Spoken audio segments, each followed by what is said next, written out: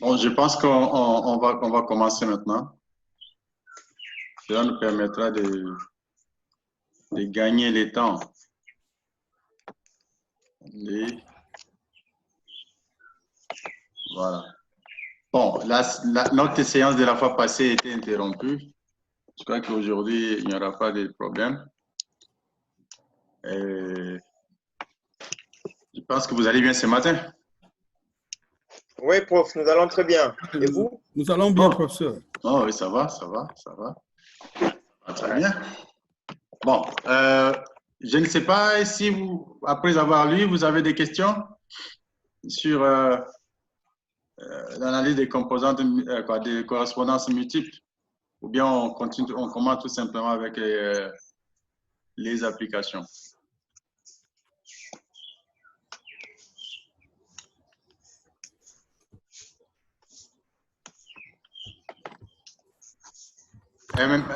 CP, ton micro est muet.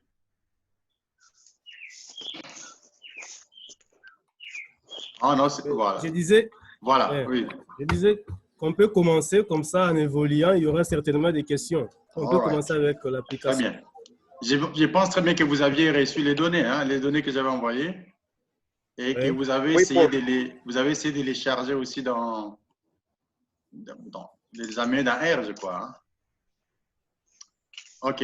Alors, ces données sont déjà, moi je les ai déjà aussi chargées ici, et j'ai déjà chargé les packages que je dois utiliser. Donc, comme je disais toujours, les autres fois, je continue à utiliser les mêmes packages pour garder la familiarité. Et bien sûr, vous pouvez toujours faire des extensions pour d'autres packages qui font pratiquement le même travail. Alors, dès que les données sont déjà chargées, la chose à faire, c'est appliquer la commande pour l'analyse des composantes. C'est là où on était. Plutôt l'analyse de correspondance multiple.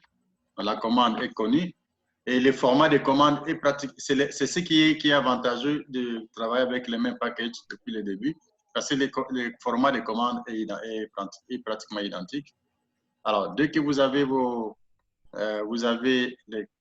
les résultats, donc vous pouvez visualiser ça. Disons, du moins les objets qui sont contenus dans les résultats. Donc, on nous rappelle là que l'analyse des correspondances multiples est effectuée sur 100 individus, donc 100 individus. Et ces individus sont décrits par 4 variables. Hein. Bien sûr, les variables que nous avons, ce sont des variables catégorielles. Mais il faut retenir que on peut aussi intégrer les variables continues. Alors là, ce que nous faisons dans les cours, c'est pour vous donner les informations de base initiales pour que vous puissiez évoluer et au mieux développer d'autres capacités avec les logiciels, avec les analyses. Donc, ne vous limitez pas simplement à ce que je vous montre ici. Hein, essayez d'aller plus loin parce que je ne peux pas tout faire dans une séance de 30 minutes ou dans une séance d'1 heure. Donc, c'est à vous de continuer à lire. L'Internet est là et ça vous permet d'apprendre beaucoup. Alors, ici, nous continuons. La première chose qu'il faut faire, c'est de voir combien de dimensions sont retenues dans ces résultats que nous avons et quelles sont les contributions de chaque dimension à l'inertie totale des données. Alors, là, j'ai pu extraire les valeurs propres de l'analyse. Alors, remarquez ici par rapport, comparativement à ce qui est dans la vidéo de cours ou ce qu'on a essayé de faire la fois passée, j'utilise la fonction round. Round, c'est arrondi. Okay? Je prends la commande qui me permet d'extraire les valeurs propres, c'est celle-ci. Alors, je mets cela dans la fonction round. OK? Vous voyez les parenthèses qui sont là. Cette parenthèse, ça prend cette fonction. Et c'est pour arrondir. Et je demande qu'il y ait 5 chiffres après la virgule. Hein? Alors, ça me permet de visualiser les valeurs propres, si je peux me répéter comme ça. Alors, je peux voir ça. des valeurs propres. Regardez ce que j'ai maintenant. Les valeurs propres sont présentées de cette façon ici, avec 5 chiffres après la virgule. Il en est de même pour les pourcentages, et ça paraît clairement et maintenant que les pourcentages. La première dimension explique 12,1%, et la deuxième dimension, 10,7%. Et les deux premières dimensions expliquent 22%. Je parle ici de l'inertie, hein, de la variance contenue dans les données. Bien sûr, vous remarquez ici, contrairement à l'analyse de composantes principales, les valeurs propres sont vraiment inférieures à 1, sont entre 0 et 1. Ce qu'on a vu, c'est la remarque que j'avais faite également lorsqu'on on faisait l'analyse des correspondances. Alors, ces valeurs propres peuvent être représentées graphiquement. Donc, on peut les représenter graphiquement. Et c'est aussi une façon de pouvoir de voir dans quelle façon, de quelle manière ou combien de composantes sont plus importantes dans l'explication. C'est que vous voyez, voilà, ce sont les valeurs propres représentées graphiquement et en ordre de croissant comme nous l'avons fait ailleurs dans les autres analyses. Attendez, j'ai un peu agrandi cette histoire. OK, voilà. Oh, voilà. OK. Alors, là, c'est la représentation des valeurs propres et nous pouvons continuer avec l'analyse et rappelez-vous, l'interprétation peut se faire par variable, plutôt par variable, par catégorie ou selon les individus. Donc, nous allons d'abord, dans un premier temps, extraire les informations concernant les variables et les analyser. Ce qui va nous intéresser, c'est de voir parmi les variables, quelles sont les variables qui ont des caractéristiques communes ou similaires, quelles sont les catégories qui ont des caractéristiques similaires, c'est-à-dire qui ont été pratiquement choisies par les mêmes individus, et quelles sont les corrélations entre les degrés de corrélation entre les variables et les dimensions. Alors, pour ce faire, nous allons d'abord, premièrement, la chose à faire, c'est extraire les informations concernant les variables. Alors, j'appelle cela, je l'appelle var info, que je peux voir. Ça, c'est juste une liste des informations disponibles. Donc, il y a là les coordonnées des variables, il y a les cosinus carrés pour la représentation et la contribution des différentes variables. Ici, il faut retenir quelque chose de très important. La contribution d'une variable à une dimension déterminée est la somme des contributions de ces catégories. Par exemple, si une variable a 6 catégories, comme c'est le cas du niveau d'instruction ici, ou les niveaux de pauvreté communautaire ou individuelle, la contribution de chaque variable à une dimension est égale à la somme des contributions de ces catégories. Alors, nous pouvons maintenant visualiser les corrélations entre les variables et les différentes dimensions. Ici, on va plus avoir les informations concernant les deux premières dimensions. Parce que vous savez, les deux premières dimensions, quand vous les prenez individuellement, elles expliquent plus, chacune explique, la première explique une plus grande proportion de la variance et la deuxième explique la plus grande proportion de la variance restante. Alors, nous remarquons ici, et pour voir la corrélation entre une variable et un axe, il faut considérer la distance, ça c'est juste un rappel, la distance entre l'origine et les points,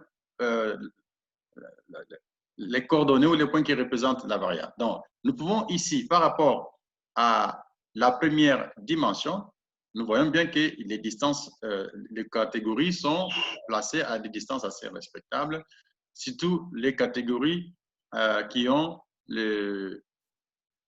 concernant la pauvreté. Il en est de même pour le deuxième axe. Les catégories sont représentées, mais quand on va calculer, on va trouver les pourcentages, les calculs où on va représenter la qualité, on va voir la qualité des représentations, nous aurons plus d'informations, plus de précisions pour décider. Et rappelez-vous, la contribution des variables et la contribution des catégories dans ce cas va nous permettre de bien interpréter les dimensions. Parce qu'en fait, ça ne sert à rien de faire l'analyse et vous restez évasif sur la signification, les sens à donner aux axes. Donc, il faut, quand vous faites l'analyse, il faut identifier, par exemple, l'axe 1 est décrit correctement par telle variable et telle variable ou par telle catégorie. Donc, il faut arriver à cela, parce que cela vous permettra de bien faire un rapport, si vous écrivez, de faire votre rapport de consultance ou n'importe quel autre rapport de recherche. Alors, nous pouvons continuer avec l'analyse pour trouver, en fait, les coordonnées des différentes catégories des variables. Là, on a représenté les variables. Maintenant, nous voulons représenter les catégories des différentes variables. Alors, la commande, j'ai déjà mis toutes les commandes, vous pouvez les voir. Ça se trouve aussi dans la vidéo du cours théorique. Alors, nous pouvons représenter cela. Alors, nous avons les différentes catégories. Et ce qui est important lorsque vous représentez les catégories, c'est de voir les similarités. Quelles sont les catégories qui sont similaires ou les catégories qui ont été choisies par les mêmes individus, ou les catégories qui caractérisent les mêmes groupes d'individus, ou quelles sont les caractéristiques qui sont un peu plus proches. Donc, alors ici, nous remarquons ici, d'abord, que la catégorie, la pauvreté communautaire, les gens très riches dans la communauté et les gens qui perçoivent leur communauté comme étant très riches sont représentés, les deux catégories sont représentées ensemble. Donc, en d'autres termes, il y a une grande similarité entre les personnes qui ont choisi, qui ont indiqué que leur communauté était très riche et les gens qui se sont considérés eux-mêmes comme très riches. En fait, quand nous regardons à la structure des données, il y a un individu, parce que je n'ai pris que les 100 premières observations, parce qu'en réalité, la base de données elle-même contient 1240 observations, mais je n'ai pris qu'une partie. Alors, parmi les 100 premiers individus, il y a l'individu numéro 11. L'individu numéro 11 a perçu, a donné sa perception de la pauvreté communautaire en considérant sa communauté comme étant très riche et en se considérant lui-même comme étant très riche. Alors, vous voyez que cela est représenté, ça prend les deux ici. Donc, les deux individus, les deux catégories ont été choisies par une même personne. Et vous regardez, c'est un seul point qui est représenté là-bas pour les deux catégories. Alors, et nous pouvons regarder par rapport à d'autres catégories. Alors, on voit la similarité par rapport aux catégories de chaque variable. Nous pouvons considérer, par exemple ici, une catégorie, voilà, ici, la pauvreté communautaire, des individus qui ne savent pas quoi dire, comment classifier les catégories, les niveaux de vie de les catégories sont à ce niveau ici, et ils sont proches de ceux qui considèrent que le niveau de pauvreté dans leur communauté est intermédiaire. Donc, nous avons toutes ces similarités-là qu'il faut comparer. Alors, on peut aussi regarder par rapport aux différents axes. Il y a des catégories qui sont similaires par rapport au deuxième axe, par exemple. Les individus qui ne savent pas,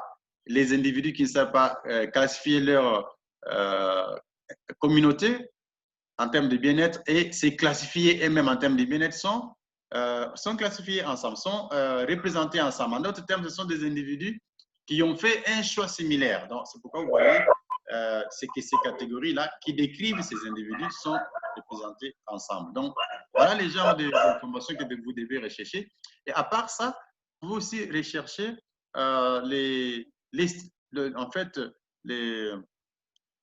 la structure qui est représentée dans ces données. Par exemple, vous pouvez regarder quelles sont les catégories qui se trouvent à l'extrême d'un axe déterminé. Si nous considérons l'axe numéro 2, ok? Vous voyez par exemple qu'en termes d'éducation, nous avons ici les personnes sans instruction, ok? À l'extrême, et les personnes alphabétisées à l'autre extrême. Donc, en d'autres termes, ça met un peu en exergue les écarts ou les différences entre les personnes en termes extrêmes, les personnes sans instruction et les personnes alphabétisées. Mais bien sûr, aussi, on peut aussi voir quels sont les groupes, les groupes d'individus, les catégories qui sont similaires sur cet axe-là en termes d'éducation ou en termes de la perception de la pauvreté individuelle et communautaire. Donc, voilà les genres d'informations que vous pouvez obtenir. Tout ça, c'est dans l'objectif d'arriver à décrire correctement les dimensions. Parce qu'après tout, vous devez être en mesure de dire telle dimension représente ou reflète telle caractéristique dans les variables catégorielles que nous avons ici.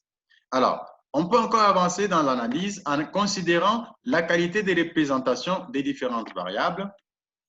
Et ici, je suis en train de tirer toutes ces informations à partir de l'objet var_info qui représente en fait toutes les informations sur les variables. Alors là, je vais représenter la qualité, je vais voir la qualité des représentations. Alors là, je vais, est-ce que vous, je pense que vous continuez à voir ça, la qualité des représentations. Alors, remarquez ici que les informations sont là et ça nous calcule en fait ça calcule sur chaque dimension quelles sont les variables les mieux représentées ou les catégories plutôt les mieux représentées. Alors, ces données peuvent être mieux vues si nous pouvons utiliser la fonction round. Regardez comment je vais faire. J'ai ma fonction que j'avais déjà. Je mets tout simplement round. J'encadre cette fonction que j'avais avant. À la fin, je mets la virgule et je demande par exemple qu'on me présente 4 chiffres après la virgule. Et voilà comment les résultats se présentent encore sous une très bonne forme. Et ça nous permet de voir la qualité des représentations de chaque catégorie sur les différentes dimensions. Et ça va nous permettre aussi de voir la représentation de chaque variable si nous faisons la sommation des différentes variables. Alors, remarquez, si nous regardons la première dimension, c'est l'individu, ok? Parce que rappelez-vous que si l'écosinus 2 approche 1, alors on dira que la variable est mieux représentée, ou dans ce cas, la catégorie est mieux représentée sur l'axe considéré. Alors, en observant très bien, il n'y a que 2 catégories qui sont mieux représentées sur l'axe 1. C'est premièrement les personnes qui considèrent leur communauté comme étant très riche, avec un cosinus de 0,93, 94 pratiquement, ainsi que l'individu qui se considère comme étant très riche. En fait, dans ce cas, c'est l'individu numéro 11. D'ailleurs, on pourrait même peut-être mieux avoir une autre analyse en éliminant cet individu, parce que cet individu paraît être un cas extrême. Donc, ça, c'est quelque chose que vous pouvez faire dans votre exercice. Alors, sur les autres dimensions, il n'y a pas une variable qui est représentée, très mieux représentée au sens de la définition de la représentation, de la bonne représentation, mais cependant, il y a quand même des variables telles que les hommes et les femmes, okay, qui sont mieux représentés que les autres catégories, mais aussi les personnes qui se considèrent comme dans leur perception. Alors, il y a une question, c'est Jimmy. Jimmy, mais il faut... oui. Ton micro, oui. Bonjour, monsieur le professeur. Bonjour, Jimmy. Oui. Je vais un peu retourner en arrière concernant les valeurs propres. Oui.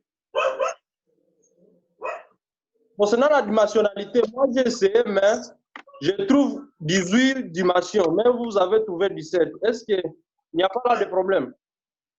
Je ne sais pas. C'est elle qui trouve, c'est pas moi. Est-ce que vous avez, si nous avons utilisé la même commande, nous devions en principe avoir les mêmes dimensions? Moi, j'ai trouvé 18. Ah. Et quelle est la valeur propre, quelles sont les valeurs propres pour la première et la deuxième dimension chez vous? Les valeurs propres, j'ai trouvé 0,5136. Concernant les variances, moi, j'ai trouvé 11,41. Mais vous avez trouvé 12. Hein.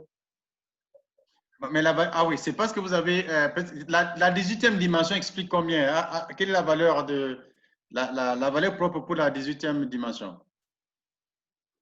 Là, c'est 0,00. Oui, c'est comme ici. Bon, chez moi, c'est la valeur… La dimension 17, c'est 0,00. C'est déjà à partir de la 17e dimension. Pas parce que vous avez arrondi, professeur. Pardon? C'est pas parce que vous avez arrondi. Non. Les nombres de dimensions, les valeurs propres qui ont été calculées, les dimensions, c'est 17. Ce n'est pas influencé par l'arrondissement. Mais en fait, ça n'influence pas les résultats. Ça n'influence pas les conclusions.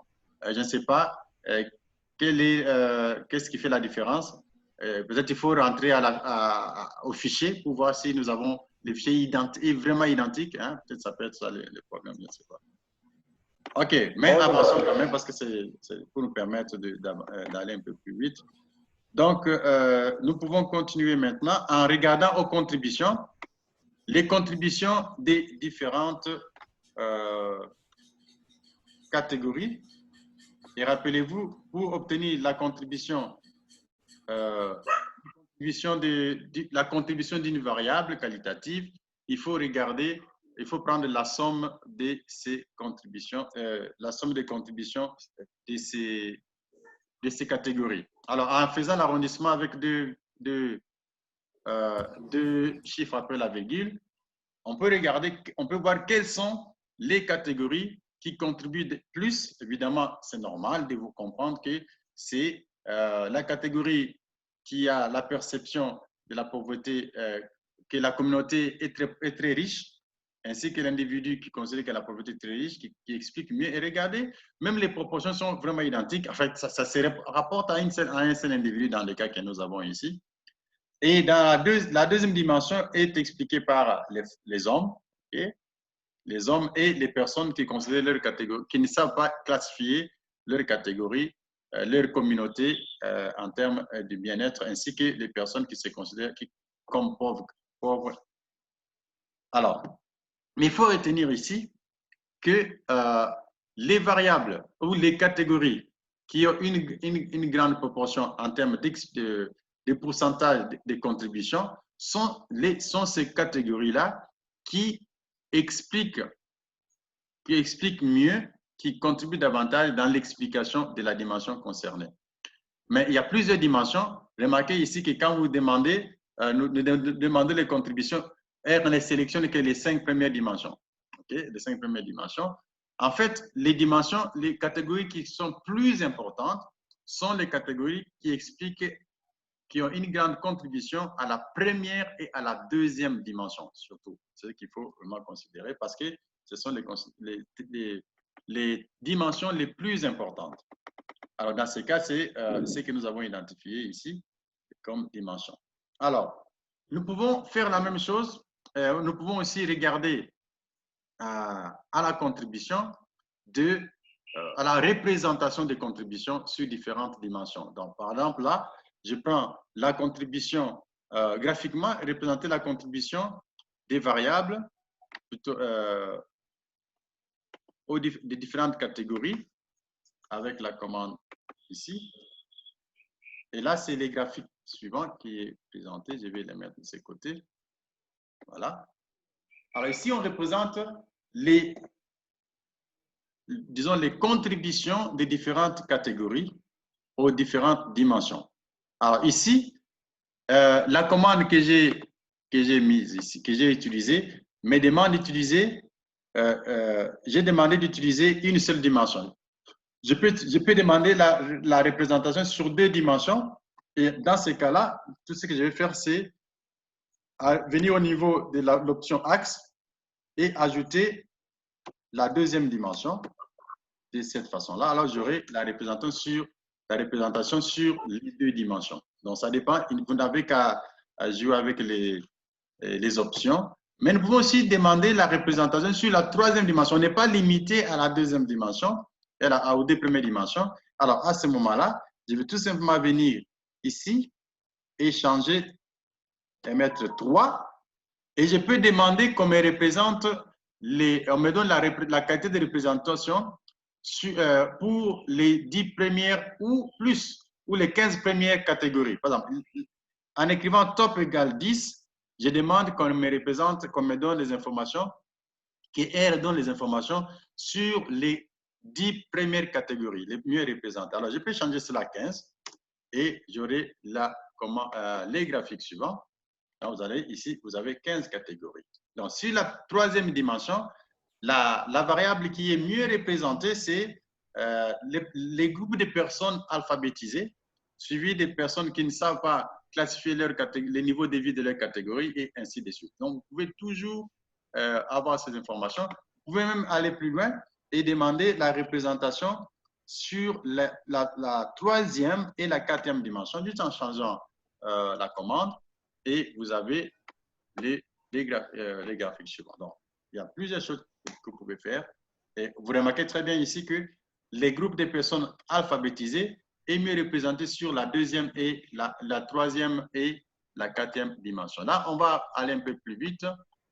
Alors, vous pouvez faire exactement la même chose, exactement la même chose pour les individus. Hein? Exactement la même chose pour les individus. Les mêmes commandes que vous avez et qu'on a utilisées pour les variables peuvent être utilisées pour les individus pour, en fait, extraire et visualiser les informations les concernant. Donc, je ne vais pas revenir sur apprendre cette partie-là parce que il ne nous reste que 9 minutes maintenant. Alors, je vais aller à quelque chose de très... Oui, Nicolas. Oui, prof, excusez-moi, je voulais un peu comprendre. Est-ce que c'est possible d'incorporer les modalités, les individus dans un même graphique? Oui, oui, oui, on peut les faire. On va les faire vers... Attends, faisons-les maintenant. J'avais sauté cela parce que je voulais le faire à la fin. Donc, la commande est là. La commande qu'il faut utiliser est là. Vous pouvez vous limiter ici. Ici, ça va. Mais repère égale tout, c'est juste pour éviter des chevauchements de points. Hein? Donc, alors, vous pouvez représenter ça graphiquement. Alors, ça, si vous, les pommes avec ces byplots ici, c'est que si vous avez beaucoup d'individus, ça va prendre beaucoup de temps pour être représenté. Alors, on va prendre ça. Voilà, voilà comment ça représente. Et ça permet en fait ça indique, la représentation graphique indique les individus, hein, l'identification des différents individus et l'identification des catégories. Par exemple, ici, vous avez les catégories ici, mais qui sont plus proches de l'individu numéro 11. Je vous ai parlé de l'individu numéro 11. Vous voyez, l'individu numéro 11 est plus proche de la description de personnes qui voient leur communauté comme étant très riche et qui se considèrent eux-mêmes comme étant riches, très riches. En fait, en réalité, c'est l'unique individu qui a cette catégorie.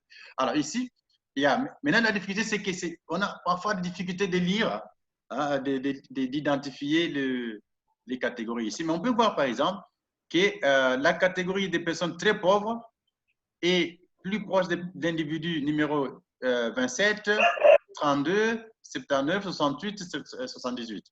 Mais on peut aussi éliminer tous les labels là, toutes les représentations, c'est-à-dire les étiquettes des variables avec l'option suivante, label equals none. Vous dites pas de label. Et ça va enlever. Là, je vais chercher. Voilà. Vous voyez, maintenant, ça enlève les différents... l'identification des personnes des catégories. Mais si vous connaissez au moins les catégories, à partir d'un autre graphique, par exemple, vous pouvez mettre le graphique en parallèle, vous pouvez identifier les différentes catégories. Par exemple, là, c'est alphabétisé. C'est alphabétisé qu'on avait là-bas. Et c'était très pauvre, tout ça. Donc, il y a toujours moyen, vous pouvez avoir les deux ensemble. OK. Donc, je vais avancer très rapidement vers la fin parce qu'il faut savoir identifier ou décrire, interpréter les dimensions. Alors, qu'est-ce qui va vous permettre d'interpréter les dimensions? Ce sont les variables qui décrivent mieux, de même que les catégories qui décrivent mieux les différentes dimensions. Alors, pour y arriver, il y a la commande dim desk, hein, dimension description, description des dimensions. Jimmy était parti, il est bien. Description des dimensions. OK. Alors, cette commande prend comme argument, donc cette fonction prend l'argument, les résultats que vous avez, et vous pouvez déterminer quels sont les axes que vous voulez décrire. Ici, quand nous mettons C, 1,2, ça veut dire que nous voulons décrire la première et la deuxième dimension. Donc, si vous voulez décrire plus de 2 dimensions, vous n'avez qu'à ajouter par exemple dimension numéro 5, 4, dimension numéro 3, dimension numéro 4. Donc, vous allez décrire les 4 dimensions. Alors, voici comment procéder. Vous passez d'abord la commande. Vous exécutez d'abord la commande. Alors, une fois que vous avez exécuté la commande, vous pouvez maintenant extraire les informations concernant les catégories qui décrivent mieux chaque dimension, ainsi que les variables qui décrivent mieux chacune des dimensions. En fait, ici, R va faire quelques tests, un peu d'analyse de variance ici, pour pouvoir déterminer la signification de chaque catégorie et chaque variable. Pour les variables, on fait en fait un test F, et pour les catégories, on fait un test T. En fait, ce qui va beaucoup nous intéresser, ce sont les valeurs P. Alors, nous pouvons chercher les informations sur la description de la première dimension. Alors, nous prenons l'omami.desc parce que c'est ça l'objet que nous avons créé. Et là, on va sélectionner, extraire seulement la... On ne vous attend plus, prof. C'est vrai ça? Mon micro, est-ce que vous m'entendez maintenant? Si, on vous entend. C'est lui qui a un problème. Ah, Nicolas ne m'entend plus. Prof, on ne vous attend plus. Bon, Nicolas, les autres m'entendent. Est-ce que Nicolas a son micro on? Nicolas, moi, je vous entends et les autres disent qu'ils m'entendent. Oui. Alors, voici comment extraire. Donc, comment extraire en fait la description. Donc, il y a ces doubles crochets-là avec à l'intérieur la dimension que vous voulez décrire. Alors, si vous cliquez sur 1, voilà ce que vous avez. Mais vous pouvez arrondir les résultats pour mieux déceler la contribution. Alors, vous rentrez dans la commande et vous mettez round.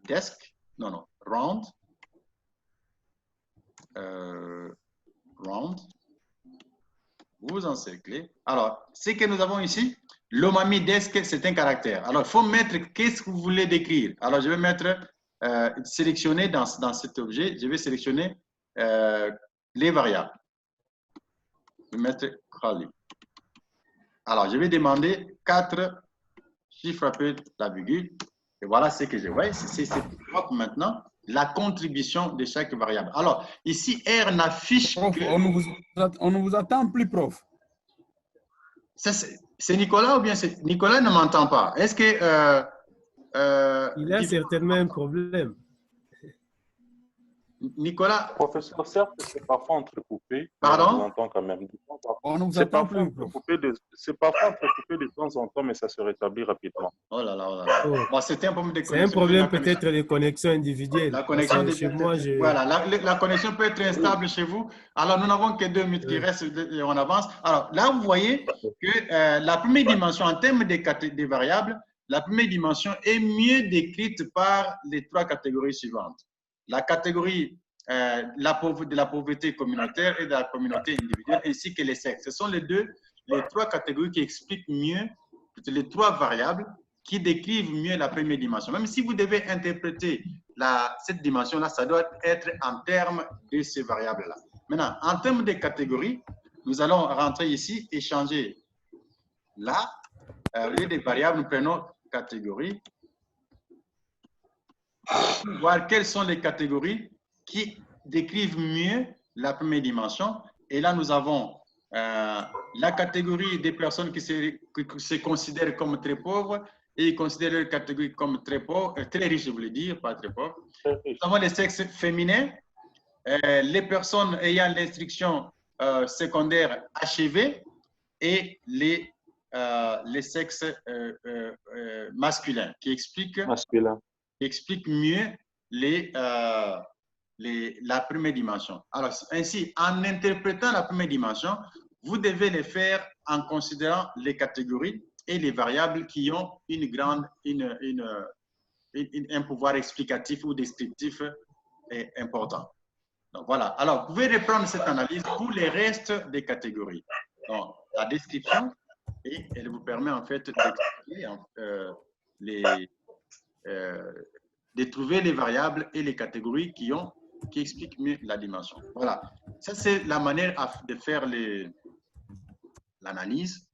Et retenez, ce que nous faisons avec R, ce sont les calculs. On fait les statistiques, mais il faut toujours habiller vos statistiques de la réalité. Donc, vous devez expliquer de telle sorte que la personne qui n'a pas participé à l'analyse dans R puisse comprendre, expliquer les statistiques de la manière que les personnes qui n'ont pas fait l'étude, qui n'ont pas analysé avec vous ensemble puissent comprendre. Et puis, en plus, il faut transmettre selon la théorie que vous êtes en train d'expliquer, l'hypothèse que vous êtes en train de tester, et bien écrire les rapports sans toutefois reprendre